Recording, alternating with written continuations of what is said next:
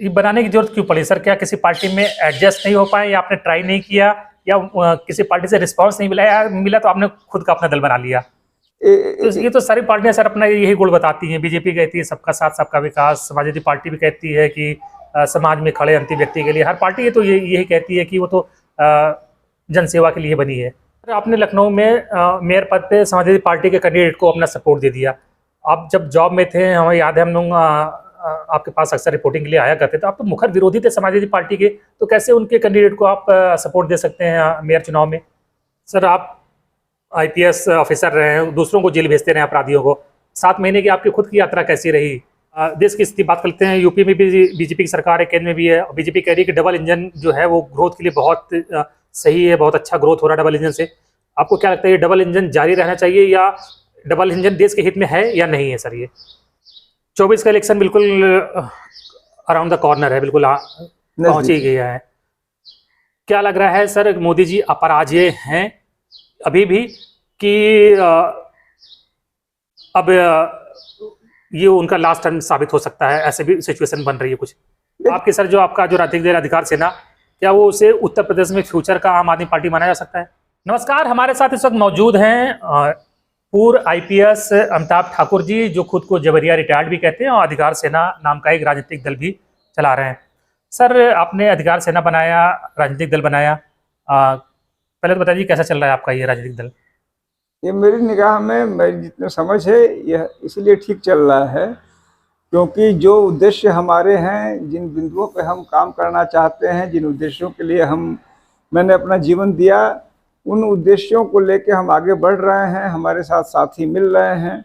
उन बुनियादी सिद्धांतों की बात, अन्याय, अत्याचार और भ्रष्टाचार के विरोध की बात, आम नागरिक के अधिकारों को प्राप्त करने की बात, इन सभी मुद्दों पे हम काम कर रहे हैं और समय समय हमारी पार्टी अपना स्थान बना रही है।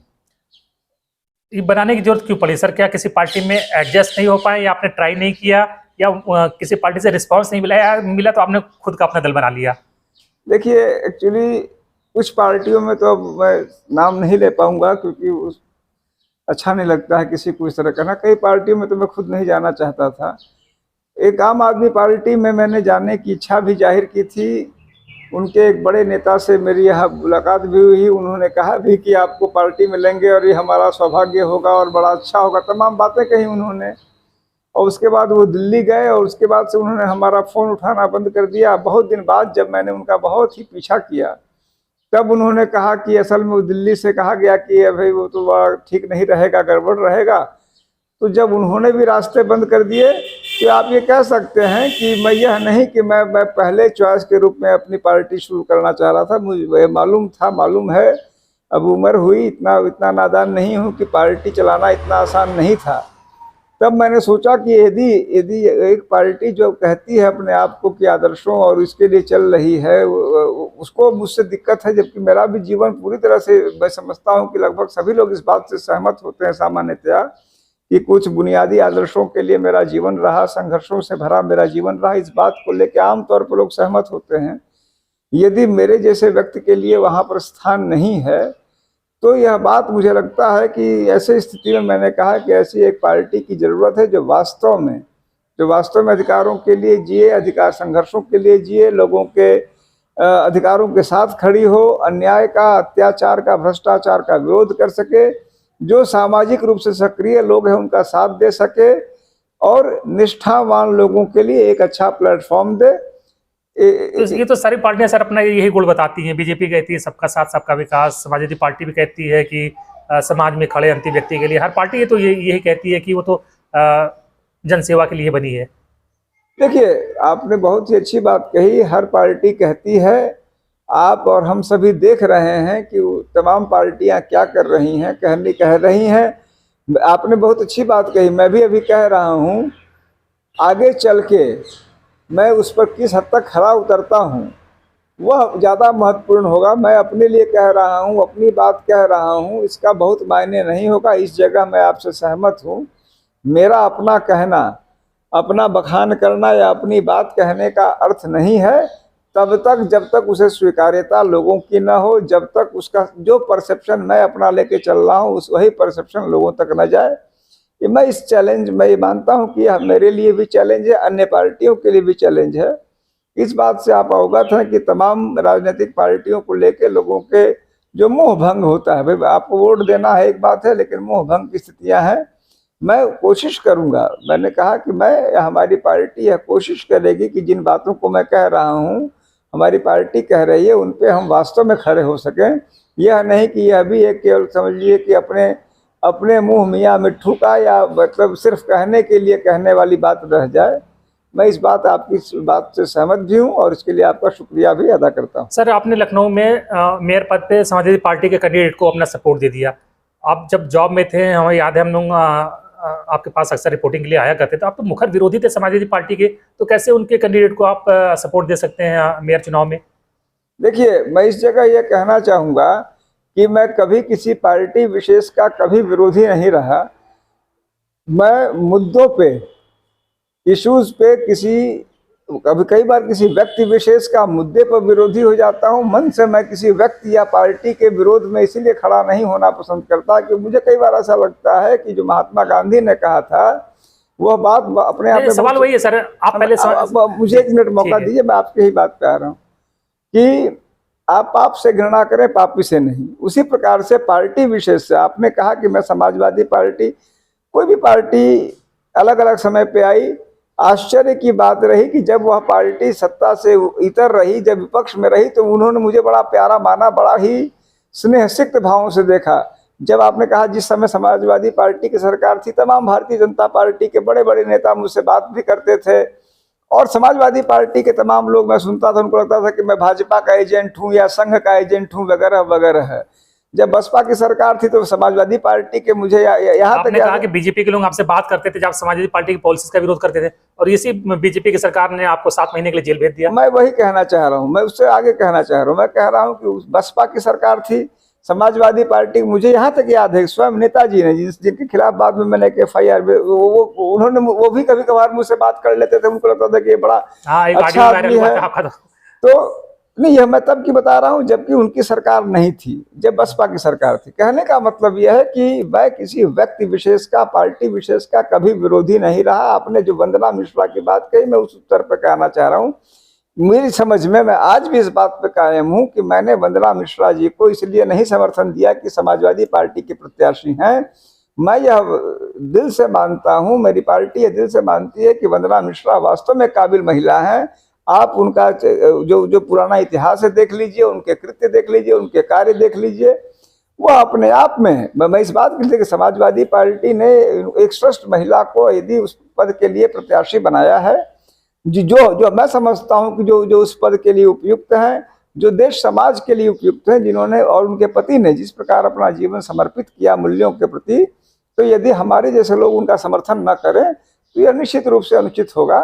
यह समाजवादी पार्टी का कोई, मैं कहूं कि एक अनकंडीशनल सपोर्ट नहीं है, यह वंदना मिश्रा जी का सपोर्ट है, और मुझे इस बात पे खुशी है। सर, आप IPS ऑफिसर रहे हैं, दूसरों को जेल भेजते रहे अपराधियों को, 7 महीने की आपकी खुद की यात्रा कैसी रही? देखिए, जो नियति में होता है वह आदमी को झेलना पड़ता है। मैं समझता हूं कि मैं पहला ऐसा व्यक्ति नहीं रहा होऊंगा या हूं जो उच्च या किसी अच्छे पद पे रहा हो। प्रधानमंत्री, राष्ट्रपति जैसे लोग भी जेल जाते रहे, आते रहे, निकलते रहे, घूमते रहे। हमारे देश के पहले प्रधानमंत्री, मैंने उनका जीवन, वो भी जीवनी मैंने पढ़ा, उसी जेल में मुझे सौभाग्य मिला। लखनऊ जेल में भी रहे थे नेहरू जी, 9.5 साल करीब वो जेल में रहे। तो जेल जाना आना मैं कहीं से खराब नहीं मानता। मैंने यहाँ कुछ चीजें देखी, 2 बातें। एक तो मेरे प्रति मात्र पॉलिटिकल रीजन से, चूंकि सत्ता के शीर्ष के लोग, मुख्यमंत्री जी, उनके सहयोगी, चूंकि व्यक्तिगत उनका दुराग्रह था, उनके कहने पे यहाँ के जो जेल अधीक्षक थे, यहाँ की जो जेल प्रशासन थे, उन्होंने मेरे साथ निश्चित रूप से भेदभावपूर्ण, अत्याचारपूर्ण, अन्यायपूर्ण कृत्य किए। मुझे लगभग हर प्रकार से मैं प्रताड़ित हुआ। मारपीट की बात मैं एग्जैक्टली नहीं कहूँगा, लेकिन गाली गलौज देना, मुझे हरस करना, तन्हाई में रखना, मेरे बुनियादी सुविधाओं के साथ छेड़छाड़ करना, यह सब हुआ। एक पहलू जिस पर मैंने कई सारी मैंने कुछ लिखा भी है, काफ़ी कुछ उसको प्रकाशित भी मैं करा रहा हूँ।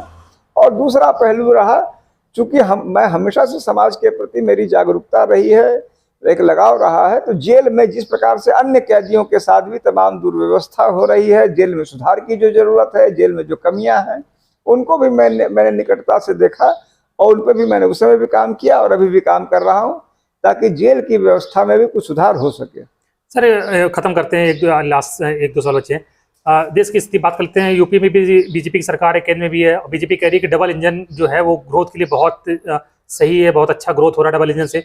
आपको क्या लगता है, ये डबल इंजन जारी रहना चाहिए या डबल इंजन देश के हित में है या नहीं है? सर ये देखिए, अब मुझे लगता है कि यह डबल इंजन नहीं, अब ये ट्रिपल इंजन की सरकार हो गई है।